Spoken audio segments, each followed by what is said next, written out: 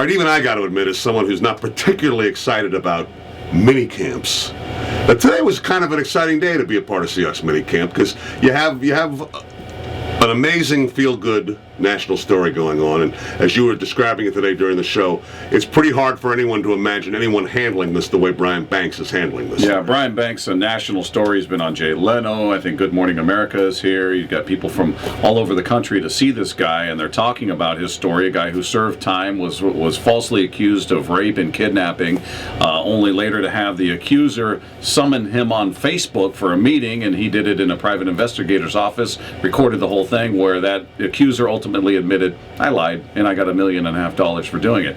This is a guy who potentially lost, we'll see what happens with the Seahawks and these other teams, but potentially lost his dream of playing football because somebody decided they wanted to go this route to their way to riches, and he's the most serene, calm, at peace individual you'd ever hear speak about something like this. A guy who served 5 years in prison, 5 years of probation, registered sex offender, had to wear the ankle bracelet, couldn't get hired anywhere. So basically a decade of being ostracized as a sexual predator.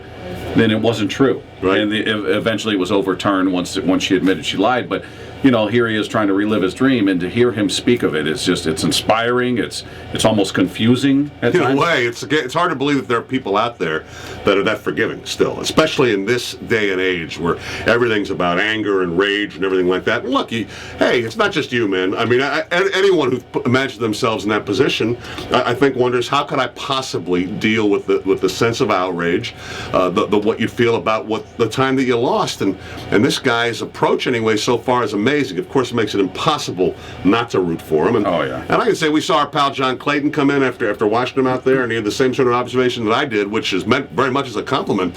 He looked like a football player out there. He didn't look like a guy who's been gone for 10 years. Right. I mean, didn't look lost on making moves or anything like that. Clayton watched him actually running a few plays. He wasn't overrunning things or anything like that. So the sense is, and Pete Carroll will be talking about it later, I'm sure, it was a pretty good first day. Yeah, and I'm pulling for him. Everybody, I think, that's aware of the story is, and go to brianbanks.org if you want to get more familiar with the story if you're not already.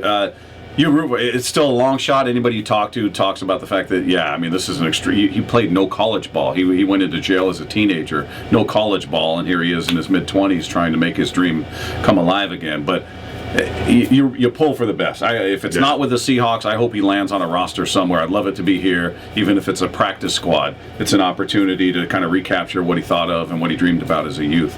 He was going to go to USC and play for Pete Carroll 10 years ago. Now he's got a chance to do it again. Let's hope he does.